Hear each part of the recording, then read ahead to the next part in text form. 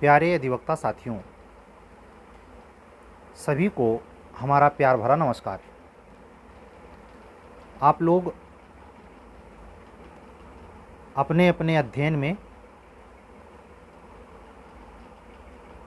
दृढ़ता के साथ लगे होंगे। इसी अपेक्षा के साथ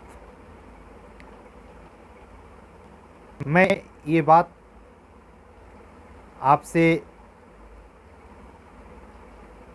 कहना चाहूँगा कि जो वर्तमान स्थिति है, आपके सामने छत्तीसगढ़ न्यायिक सेवा है, आपके सामने हरियाणा का एडीए है, आपके सामने बिहार जुडिशरी की मेंस परीक्षा है, आपके सामने दिल्ली एचजेएस है सॉरी 5-7 कैंडिडेट ऐसे भी हैं जो बिहार उच्चतर न्यायिक सेवा बिहार एचजेएस का इंटरव्यू दे रहे हैं। ये पूरी बातें आरोही क्रम में मैंने क्यों बताई हैं, अभी थोड़ी देर में समझ आएगा। एचजेएस परिकल्पना नहीं है। एचजेएस अलिफ लैला की कहानी नहीं है। एचजेएस जूनियर डिवीज़न भी नहीं है। उसका अनोखा अलग और वर्तमान जो करंट सिनेरियो है, किसी भी स्टेट की एचजेएस बहुत ही संक्रमण काल के दौर से गुजर रही है। जैसे हाई डेफिशिएंसी का अपोजिट डेफिसिट है, वैसे ऐसे समझें आरोही क्रम में जो अभियोजन अधिकारी की परीक्षाएं होती हैं किसी भी स्टेट की, या किसी बैंक ब्रांच बैंक में आप लीगल मैनेजर हैं, किसी बड़े फर्म के लीगल मैनेजर हैं, उसी आरोही क्रम में एचजेएस न्यायिक सेवा की कंपटीशन यानी प्रतियोगिता के माध्यम से होने वाली भर्ती की सर्वोच्च बिंदु है, सर्वोच्च शिखर है। उसके ऊपर का चयन कॉलेजियम की सिफारिश या प्रोन्नति से होता है। वहाँ प्रतियोगिता नहीं है। हम जो भी यूट्यूब पे आपसे बातचीत करते हैं वो प्रतियोगिता संबंधित न्यायिक और प्रशासनिक सेवाओं के संदर्भ में बात करते हैं। मैं आपको ये बताना चाहता हूँ कि केवल 5 लड़के, 5 या 7, मैं क्लियर नहीं हूँ, इंटरव्यू देने जा रहे हैं। इतने से भी कम एमपी में दिए हैं। फाइनल सिलेक्शन किसी का नहीं हुआ। दिल्ली आई है, जो लिमिटेड सीटें हैं 3 शायद जनरल मेल की। आप देखिएगा, आज का भी दिन याद रखिए जब फॉर्म भरा जा रहा है, और जब फाइनल इंटरव्यू करवा के रिजल्ट आएगा तब का भी दिन याद रखिएगा। क्या मन में ये विचार नहीं कौंधता, हिंदुस्तान के ओर छोर पर रहने वाले ये तमाम अधिवक्ता गण कंपटीटर, जिन्होंने जूनियर डिवीज़न में दहाइयों बार इंटरव्यू फेस किया है, मेंस लिखा है, वो कैंडिडेट जब प्रैक्टिस में हैं या एक से अधिक स्टेट में हायर जुडिशरी के लिए अप्लाई करते हैं, वही उनके लिए बची हुई वैकेंसी है, अवसर है, उनमें से योग्य नहीं मिलते या फार्म ही अप्लाई नहीं करते। जो भी हो, हम उसके पचड़े में नहीं जाते। हम आपको केवल चेतावनी देने के लिए कि अगर जूनियर डिवीज़न एपीओ में एक कोई सेवा आपको नसीब नहीं हुई तो आप जानिए कि 90 से 95% वाला हिस्सा आपके हाथ से निकल गया।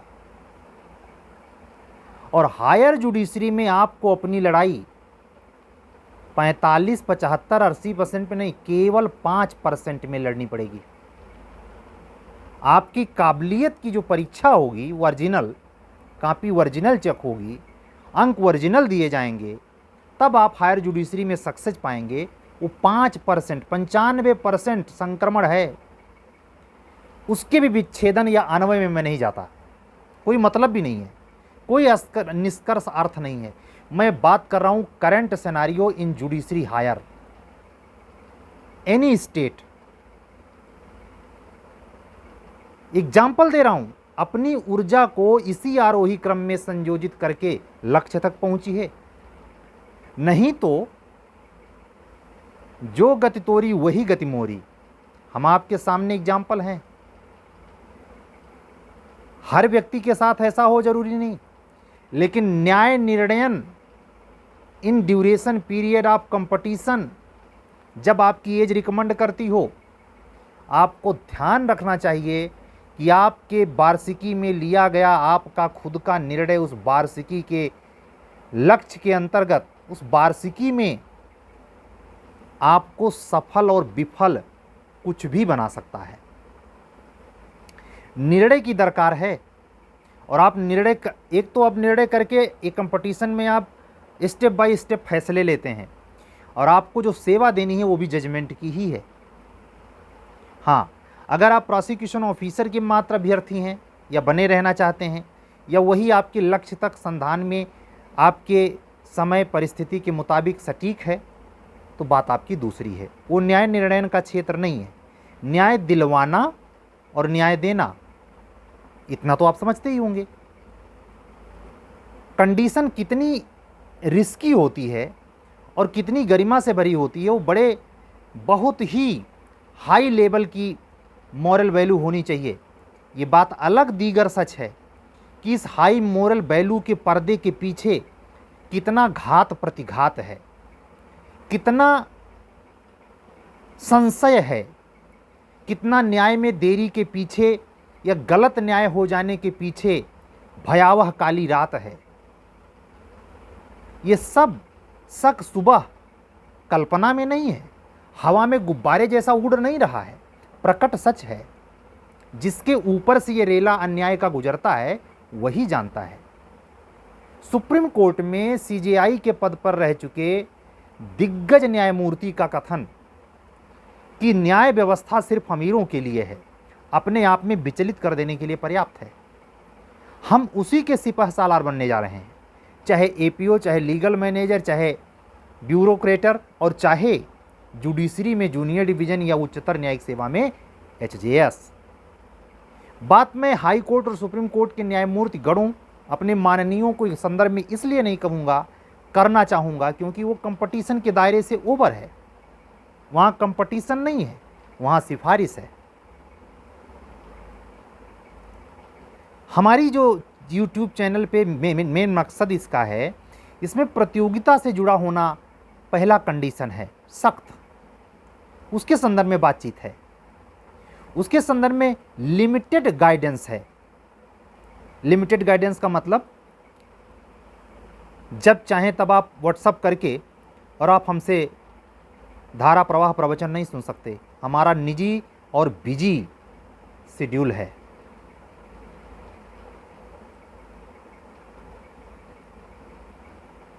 एक चीज़ आज के अनुभव से मैं इस YouTube के माध्यम से सभी को संदेशित करना चाहूँगा, जिस व्यक्ति को फ़ोन पर बात करने में असुविधा हो, चाहे वो लड़का हो या लड़की, मेल हो या फीमेल, वो हमको व्हाट्सअप ना करे। पिछले 10 दिन में 2 ऐसे कॉल आई हैं व्हाट्सअप मैसेज, जिसको बात करने में बड़ी दिक्कत है। बात करने में दिक्कत है, फिर व्हाट्सअप मत करिए। हम नंबर ब्लॉक नहीं करेंगे, हम आपकी पूरी आइडेंटिटी के साथ आपको वो दिन दिखाएंगे जो दिन में तारे देखने वाले होते हैं। मजाक के लाइन में अपने इंटेंसिटी को कंट्रोल करके रखिए। ऐरा गैरा नत्थू खैरा से बतिया नहीं रहे आप। बिना योग्यता के इस मंच से बक बक नहीं कर रहा मैं। सोच समझ के फोन, व्हाट्सएप मैसेज, किसी भी कोर्ट में आप वकालत कर रहे हो, इससे फर्क नहीं पड़ता। सुप्रीम कोर्ट में भी हो तो भी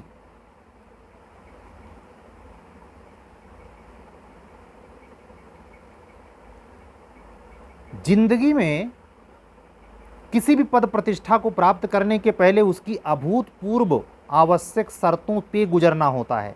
नहीं गुजरेंगे, नहीं जाना चाहेंगे, पतली गली से आप आना चाहेंगे, भोग लीजिए पद। सिस्टम ही ऐसा है, सिस्टम में महादोष है। लेकिन आप उस गरिमा के काबिल नहीं हैं जो ये न्याय विभाग रखता है। फिर तत्काल कहना चाहूँगा, देरी ना हो। ये बात बिल्कुल अलहदा है कि अंदर की बात कुछ और है, चाहे एग्जीक्यूटिव एरिया हो चाहे नॉन एग्जीक्यूटिव एरिया हो। ये जो भिन्नात्मक फर्क दिखता है, इसके कारक कौन है? जूरिस्प्रूडेंस में एक चैप्टर है लीगल लायबिलिटी, और एक विधिक व्यक्तित्व, लीगल पर्सनालिटी। लीगल पर्सनालिटी है भी क्या? कब किससे कैसी बात करनी है, कैसा मैनर है, ये आपके व्यक्तित्व में है क्या? बस खाली बेयर एक्टवे पढ़ के आप प्रश्न का जवाब तत्काल दे देते हैं तो आप सर्वश्रेष्ठ हैं। कुछ होगा, वो तो कुछ स्तर पे ये भ्रम होता है। यकीन से कह रहा हूं, ऐसे लोगों को जिनको इस तरीके का ईगो होता है, लंबी समय तक सक्सेस से दूर और अंत में बैग एंड बैजेज वापस।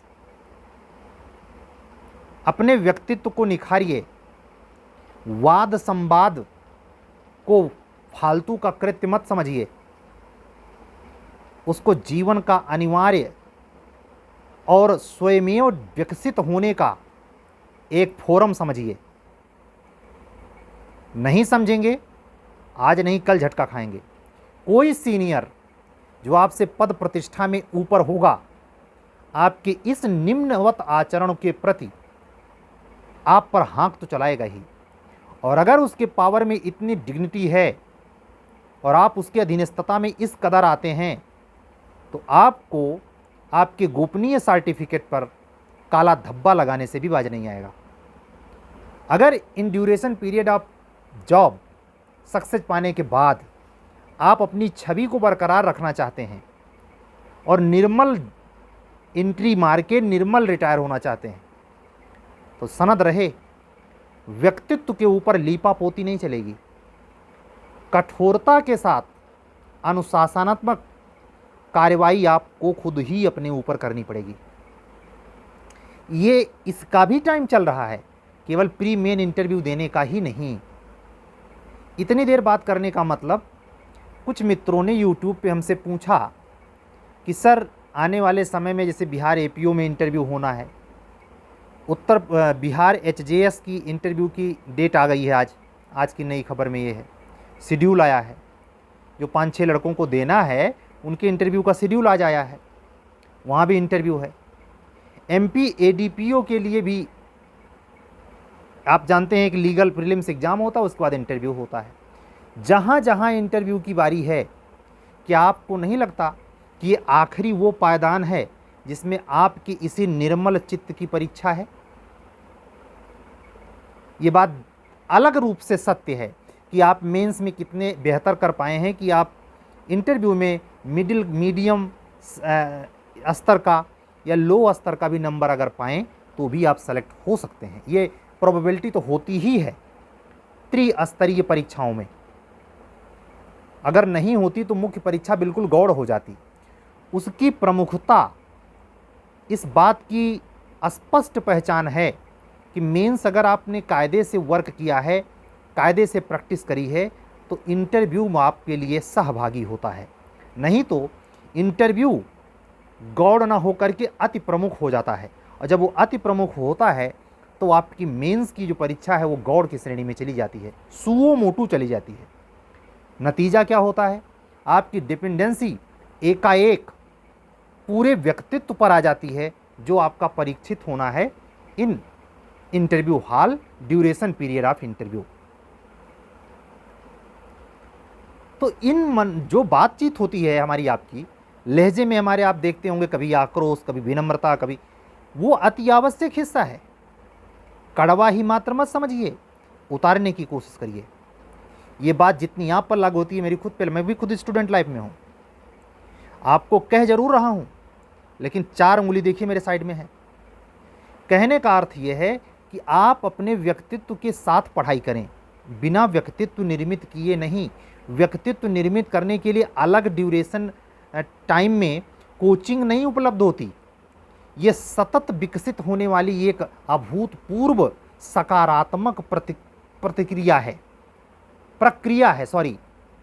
प्रोसीजर है, प्रतिक्रिया नहीं, रिएक्शन नहीं।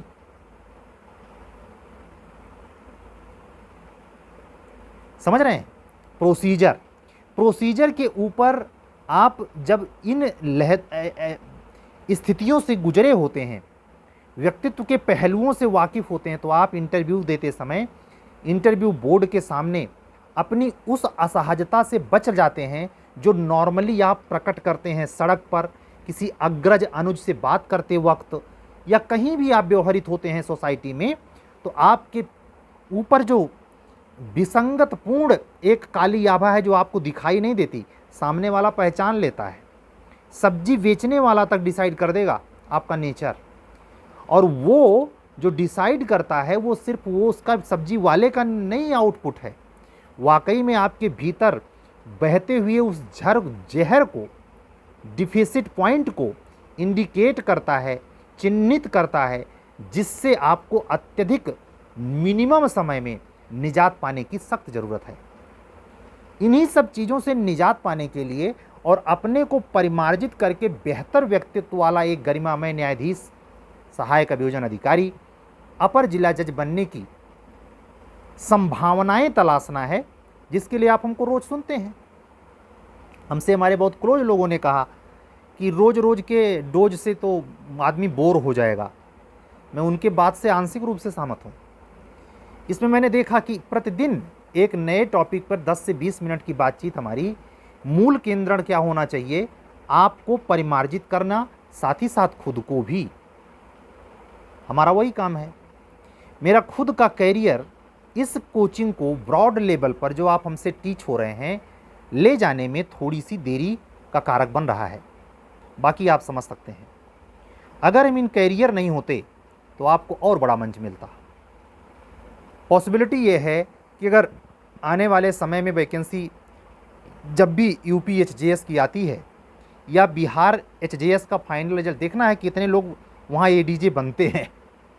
मध्य प्रदेश में तो कोई नहीं बना, अब बिहार का देखना, उसके बाद दिल्ली का भी रिजल्ट आएगा, क्योंकि पहले वैकेंसी आ गई तो पहले प्री होगा, पहले मेंस होगा। नए सेशन में वैकेंसी आने वालों में दिल्ली एचजेएस सबसे पहले है। ठीक है, यूपी की संभावनाएं बनी हुई हैं। जुलाई लास्ट, अगस्त या सितंबर, परमात्मा जाने। उसके बारे में कुछ स्पष्ट टिप्पणी करने से मैं बचूंगा। काफ़ी बच्चों की ये भी प्रॉब्लम है कि सर एज हमारी पहुंचती है कि नहीं। मेरा एक निजी आकलन है जो मैं यूट्यूब के सहारे आप तक शेयर करूंगा कि अगर इस साल वैकेंसी 2022 की आती है तो भले वैकेंसी 2022 की है, लेकिन वो एज की गणना करेंगे 1 जनवरी 2024 से। हाँ, ये अलग ट्रुथ है कि चूँकि वैकेंसी 2022 को है, तो अगर 1 जनवरी 2022 को आप एलिजिबल थे तो आप आज भी एलिजिबल होंगे, भले से एज की गणना 1 जनवरी 2024 से हो रही है। तो जो न्यूनतम एज वाले हैं यानी न्यू कमर हैं, वो अपने एज के बारे में ये कैलकुलेट कर सकते हैं हमसे बार बार प्रश्न पूछने की अपेक्षा कि क्या 1 जनवरी 2024 को वो 35 साल के हुए। अगर नहीं हुए तो आने वाली संभावित एचजेएस में उनकी संभावना ना के बराबर है, यानी वो इस बार की एचजेएस नहीं पाएंगे यूपी।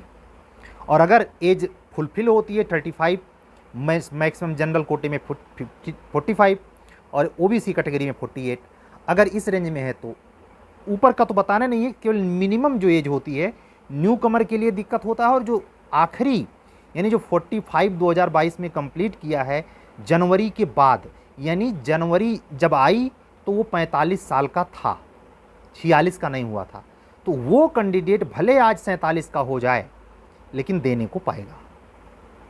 तो ये छोटी सी लेकिन अति महत्वपूर्ण बात है।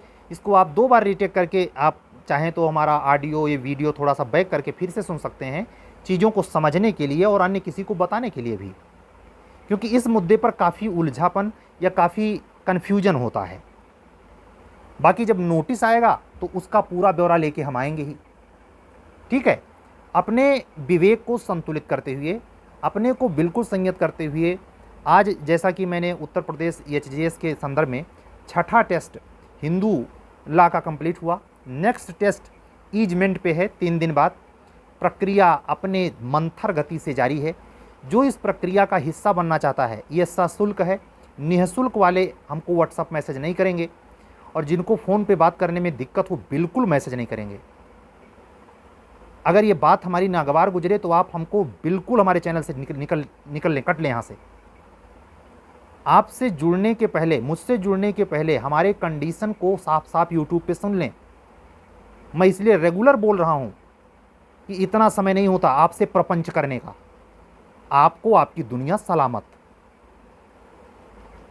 हमसे जुड़ने के लिए हमारे अनुबंधित शर्तों विद फी के साथ ये प्रोग्राम ज्वाइन कर सकते हैं। अगर आप जूनियर डिवीज़न से भी जुड़ना चाहते हैं या एचजेएस या बिहार की संभावित जो न्यायिक सेवा है जिसका 4 अगस्त के आसपास प्री का रिजल्ट आना है, उसके संदर्भ में भी मैं टिप्पणी कर रहा हूँ कि उसके विज्ञान, उसके सामान्य तौर पर जो सामान्य ज्ञान का पेपर है और लॉ, इस पर टेस्ट सीरीज का एक महत्वपूर्ण प्रोग्राम है।